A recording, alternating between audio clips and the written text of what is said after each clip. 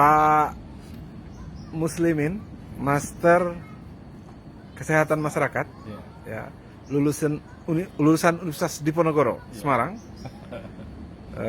Gimana pendapat Bapak tentang corona yang begitu horor? Padahal seperti kita tahu corona itu kan hanya bisa menular dari droplet. Artinya dari bersin, percikan air ludah. Bersin dan percikan air ludah. Gimana? Coba Bapak jelaskan dari sudut kesehatan, karena Bapak itu master di kesehatan masyarakat. Okay. Apa? MKM ya Pak ya? MKes ya. Jadi kita harus mengedukasi masyarakat bahwa virus corona itu sebetulnya tidak berbahaya.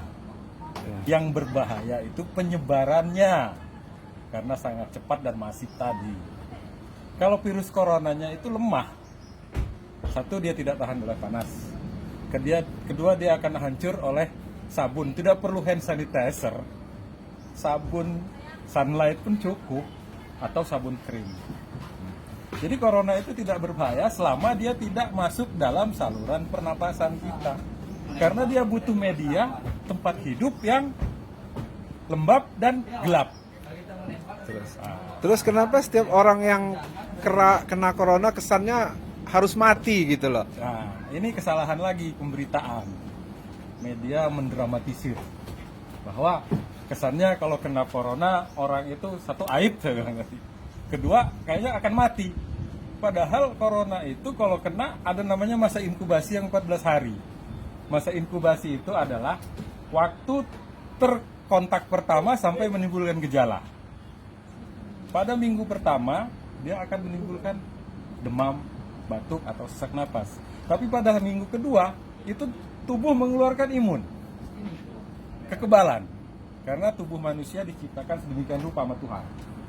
Dia mengeluarkan kekebalan, ke-8, ke-9, ke-10 itu mulai sembuh total, ke-14.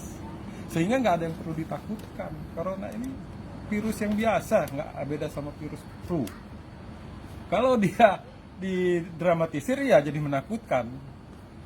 Yang rentan terhadap virus corona ada 3. Pertama, usia lanjut, lansia, 70 ke atas. Jadi yang di rumah saja itu lansia ya? Ya. Dan bukan anak sekolah atau pegawai negeri TNI Polri, bukan? Yang kedua, balita, ya. Bayi di bawah 5 tahun. Itu sama, sebabnya kenapa? Daya tahan tubuhnya masih lemah, masih labil, belum stabil.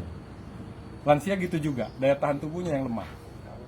Yang ketiga, orang yang mempunyai penyakit kronis, entah itu TBC, entah itu hepatitis, entah itu liver, entah itu ginjal, yang menahun. Nah, itu yang berbahaya. Jadi kalau buat orang yang tidak punya penyakit kronis, tidak punya, bukan lansia dan balita, saya rasa aman-aman saja. Kenapa harus di rumah saja?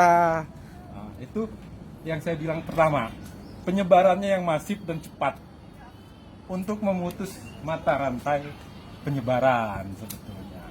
Ya, itu bisa diterima, bisa tidak kebijakan. Disesuaikan kondisi kalau menurut saya. Ya, jadi artinya segala sesuatu itu harus dipandang dari sudut kesehatannya yang real, jangan dimasuk-masukin unsur politik, apalagi mau dipraktis-praktisin. Udahlah, masyarakat nggak boleh keluar rumah, di rumah aja katanya kan. Jaga jarak. Siapa yang ngasih makan? Iya, dengan orang yang nggak bersin aja harus jaga jarak. Mesti kita jangan deket-deket paman. Iya. 1 meter. 1 meter. Demikian. Social distance. Demikian Muslimin Master Kesehatan Masyarakat dari Universitas Diponegoro. Sekarang staf pengajar di Poltekkes Bandar Lampung. Dilaporkan langsung dari Anjung Bangoki, pesisir barat Lampung, Indonesia.